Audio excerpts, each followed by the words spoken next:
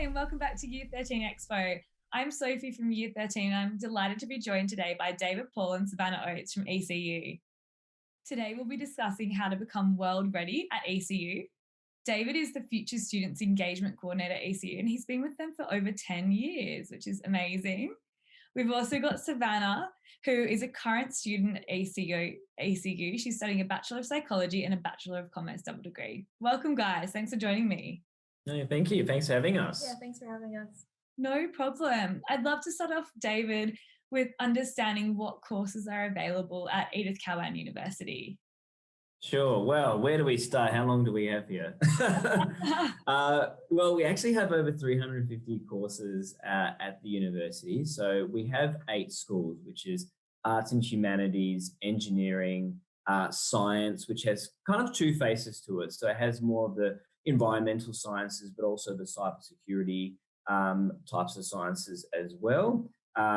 We have business and law, teacher education, which is our strong point, WAPA, and I feel like I'm missing something, nursing, midwifery, and medical and health sciences. Yeah, thanks, Savannah. So those are kind of the main schools at ECU. And then we have something really for everyone. So a lot of our courses are very practical, hands-on, combined with the theoretical.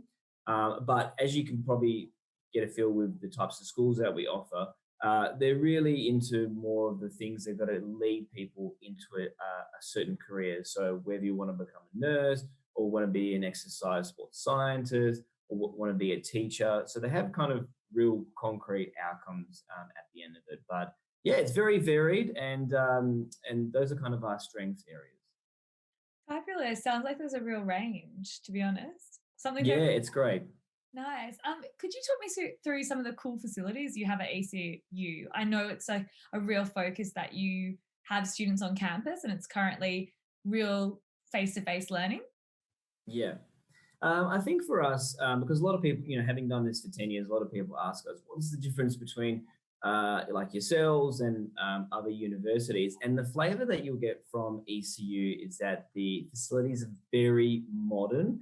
So everything's new. Our engineering facilities, for example, we spent $80 million on. So they have just a little bit of money, to spend. The nursing and midwifery facilities, so our demonstration wards, they're all state of the art, including in the Southwest. They were recently upgraded.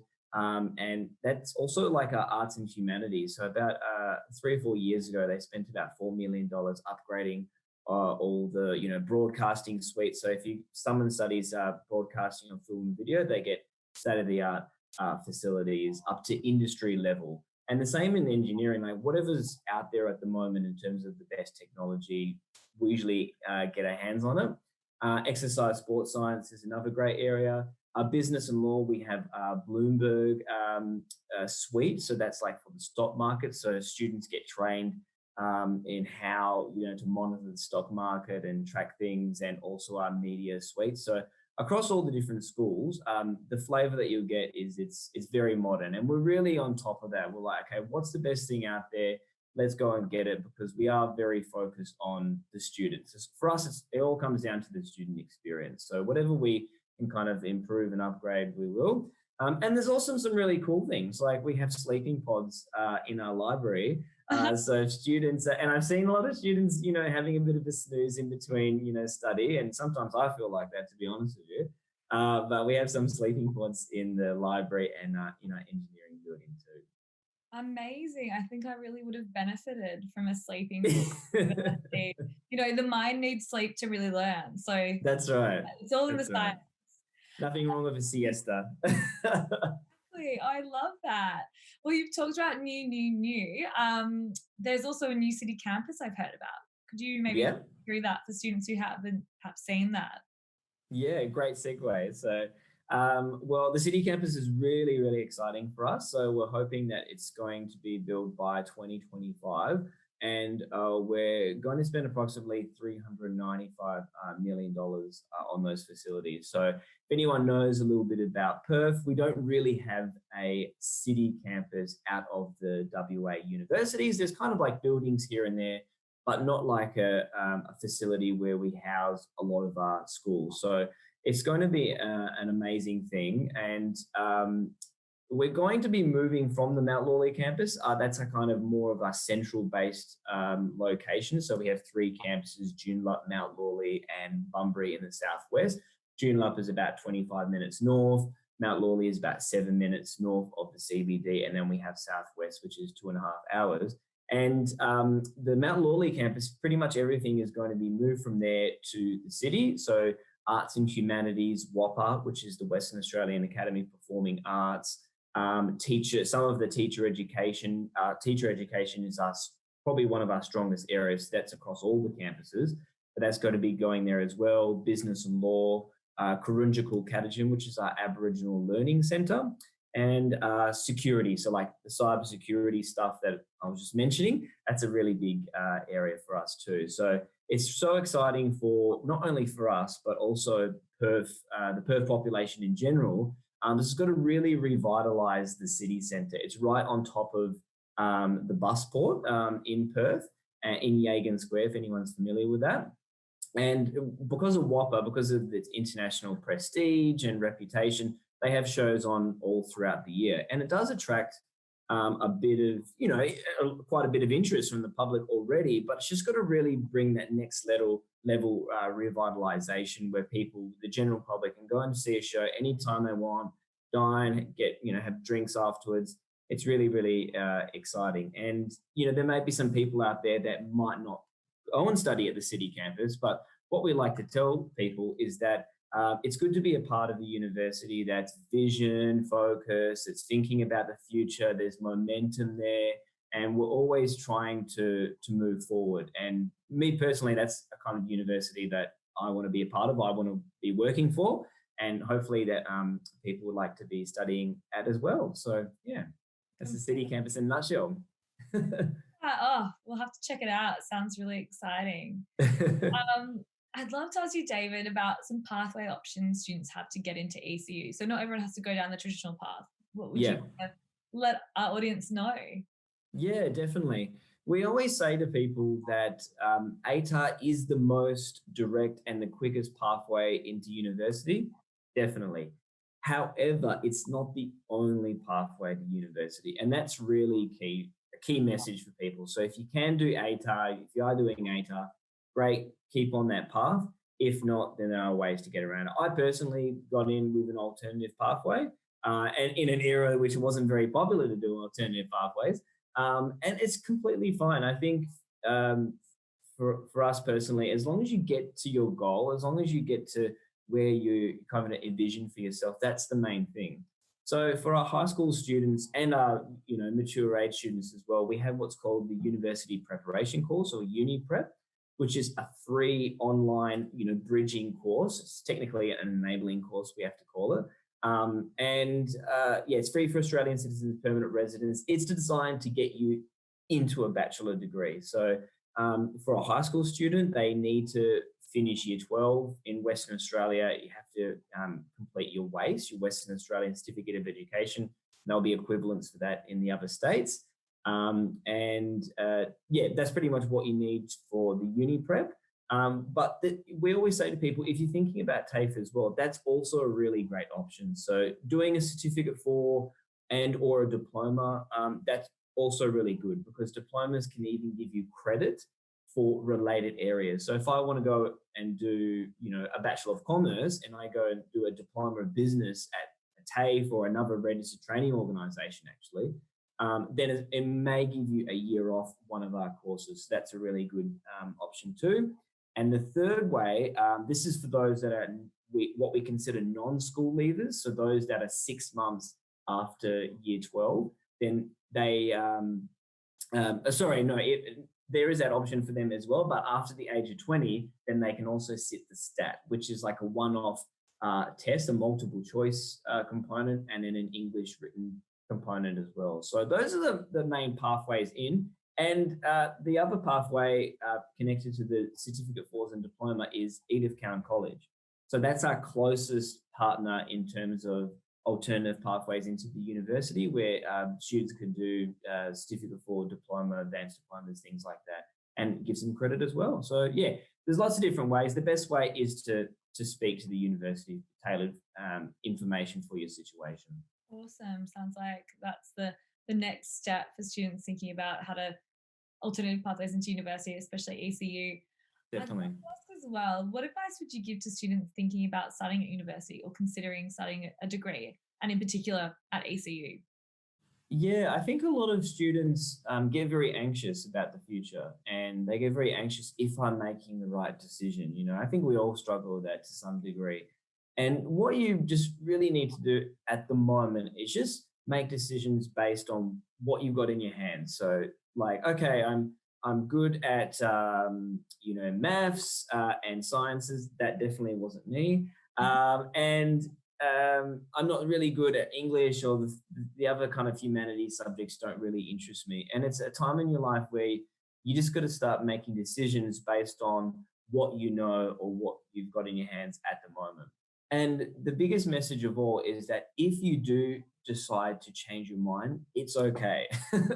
Like, yeah, sure, there might be some costs involved in that, like financially or time wise, but it's never too late. And it's never too late to start a degree in general. So never think, oh, like I graduated from high school 3, 4, 5 years ago. It's over for me. No, no, no. It's never over. There's always going to be possibilities for you to go forward. So I think that's the biggest key is try not to over worry, seek advice, do research about it, and start to focus on what your strengths are and know your weaknesses, so that with those strengths, it can take you into investigating certain courses which lead you to certain careers. And the best thing of all is just have fun. University, I was told by one of my teachers at high school, is that was the best time of her life, that she says to just enjoy it. And I think sometimes, like people like myself that can be very dedicated to what we do, we sometimes tend to forget that. It's like, oh, just study, study, study. But you're also supposed to enjoy yourself, and you can enjoy yourself while you're studying too. And you're making friends, you're learning about different things. You finally get to focus on what you want to study, hopefully, rather than being told what to do like you are at school. So just have fun with it too. Oh, good advice. I think that's life as well. Yeah. Look, I'm having a coaching session. That's The good. day, seize the day. That takes me to, if I'm a new student at ECU, where could I receive some support, or how could I ask for help if I need it? Yeah.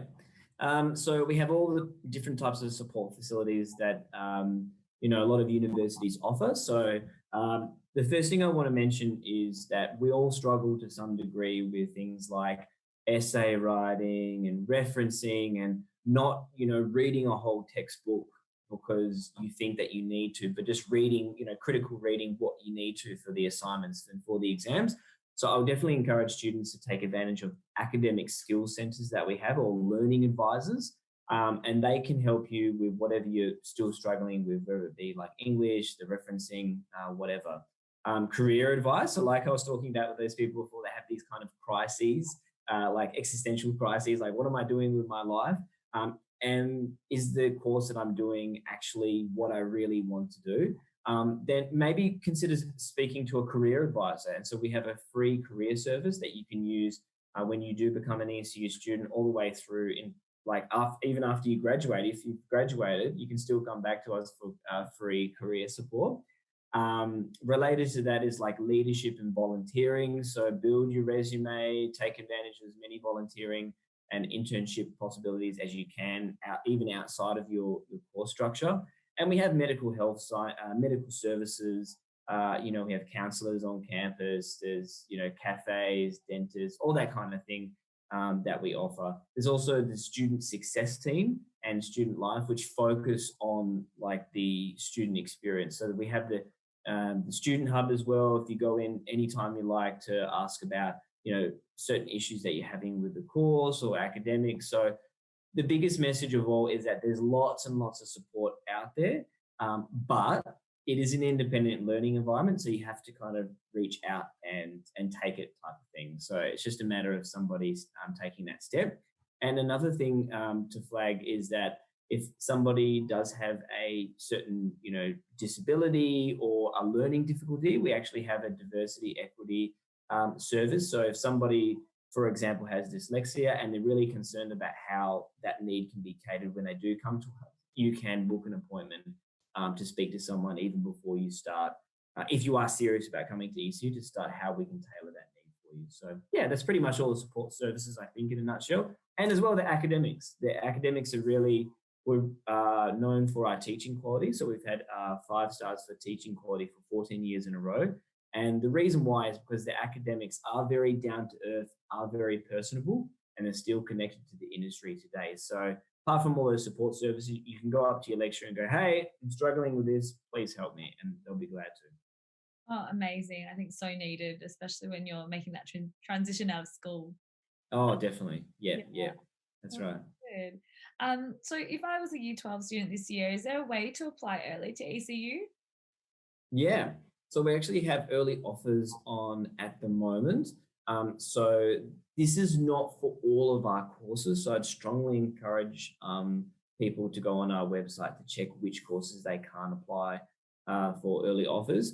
But essentially what this means is that Year 12 students, based off their Year 11 results and their results up until now in Year 12, can apply for a course for starting next year and may receive an early offer. The thing I wanted to highlight is that this is a conditional offer. So it's not an unconditional offer, like I'll have this offer no matter what happens for the rest of the year. We still, need people to do the very best they can in Year 12, put everything they have into it. And then if they were to get the results that they need for that particular course, then we'll be in a position to give them the full offer. So that's available now for people to go and apply if they wish to do so. And yeah, that's about it. The thing people ask me is like, well, if it's conditional, then why should I apply for it? Well, it's just a bit of peace of mind, like people that know how things work in Western Australia with ATAR results being released from school, is that usually you get them around Christmas time, and then you have to wait for first round offers, which happens after Christmas or before the New Year's, and people end up very stressed and what's going to happen. If you've got an early offer and you get your ATAR results, then if you've got the ATAR you needed, then you've got the offer for that course. You're just waiting for the official paper to come through. So you can just relax, you can enjoy yourself over the Christmas and New Year period, and then you can start preparing for studying a course the year after. So yeah. Nice. What about if I got into the degree I wanted and wanted to defer, perhaps take a gap year? Is that Yeah, sure. You can definitely do that for certain courses. So not for really big courses, like anything at WAPA, the Western Australian Academy of Performing Arts, that's probably not going to happen. Also with the competitive courses, it may or may not be possible. We are changing information all the time, such as nursing and occupational therapy and exercise and science and rehabilitation. I'm not too sure if you're able to, but you might. So the best thing to do is to contact the university if you do want to take a gap year and get specific advice about what to do next. But generally speaking, people could defer an offer. Yeah. Start the year after and take a gap year. You can't go traveling, maybe just go, traveling around Australia. So Completely travel here this year, right? That's right. Exactly. So go to Tasmania. Tasmania is beautiful. So a lot of friends have been going down there for trips. So explore, somewhere in Australia or New Zealand. Yeah, good advice. Just wondering, David, before we hear from Savanna, I'd like to get an understanding of the practical components that could be incorporated into the coursework. In that as well, is there any opportunity to study abroad or go on a study tour? Yeah, this is one also very close to my heart because I did 2 semesters abroad when I was at university in Milan in Italy. And we're really, really big on that, either doing student exchange or study tours. So a student exchange is when you do an entire semester at a host institution overseas. So we have lots and lots of partnerships all across the world where you could do all this part of your studies there. And it's hopefully you try and work it out that it goes towards your ECU degree. So you're not wasting any time and not wasting any money because you keep paying the fees that you would pay here in Australia rather than the host institution. So that's student exchange. Then that's for people that want to go to an institution that we have an agreement with. Then there's also study abroad. So someone may come up to us and say, hey, I want to go and do one semester. Oh, yes, Savanna can talk about that, actually. I want to do, I spend, a semester at this university in Canada, or for me personally, it would be in like Tel Aviv in Israel. And then you might get that approved depending on the discipline that you're doing. And but you do need to pay the host institution. And the other one is that maybe that's a bit too long for people, because they have family, boyfriend, girlfriend, whoever it is. They don't want to be away for too long. So you might want to do a shorter experience as a study tour, which are usually about 2 to 4 weeks. And we actually have the most study tour programs out of the WA universities. So, and instead of it being accredited a whole semester, you might be able to go to that country at that institution and it's just accredited off a subject for you. So get that time taken off. And it's a great experience, great cultural experience. Nice, sounds good. And then more in the home campus, what's the practical experience like with some of the degrees? Really, I know you're talking about the facilities before. It sounds like there's practical hands-on experience to be had. Yeah. I think that's something that we're quite proud of at ECU, is because it does give you that hands-on experience, whether it be actually going out into industry, like in our Bachelor of Commerce, in our business ed units, then you get to choose, you may be able to choose rather at an organization you really want to work for, and then you go and do an experience there. Or it may be something really a bit obvious like nursing. But the thing about our nursing course, for example, is that even when they're doing things in the demonstration wards on campus, they sit in a room and learn about the content, which is adjacent to the demonstration ward, and then they actually go out and put it into practice that same day. So it's very, very hands-on. The same for paramedical science. So there are the practical components, but then we have these simulations, on campus as well. Engineering, you have to do your 12-week of professional placement in your final year before getting accreditation with Engineers Australia. So there's all the compulsory stuff, as you would imagine, but there's also the extra hands-on stuff that you would get on campus with your lessons as well. Fabulous. Well, David, thanks so much for telling us all about ECU. I think I've got a really great understanding of what it's like to be a student there. I'd love to chat My pleasure. a little bit about her journey. Hello. Hey, Savanna, thanks for joining us as well today. Thanks for having me. Perhaps we could start off by telling our audience a little bit more about you and what was your post-school journey like? How did you end up, doing your double degree? Yeah, okay, great. So I finished high school in 2016 and I just did general subjects. I didn't do any HR or anything. It was just not right for me at the time. I did do a certificate 2 and 3 in business, and that's kind of where my business interest came from. And then basically I decided to do uni prep here at ECU, and it really stood out to me as just a really great pathway. And I wanted a bit of time to figure out, the course that I wanted to do and how I wanted it to look and all these things. So that's why I did that. And then completed that course, and I started my double degree in semester 2 of 2017, and I'm due to finish at the end of the year. So I'm really excited. I'm very scared, but do you have any plans in the future? Yeah, so I'm looking at doing honors and hopefully becoming an organizational psychologist. That's kind of like the very long-term plan.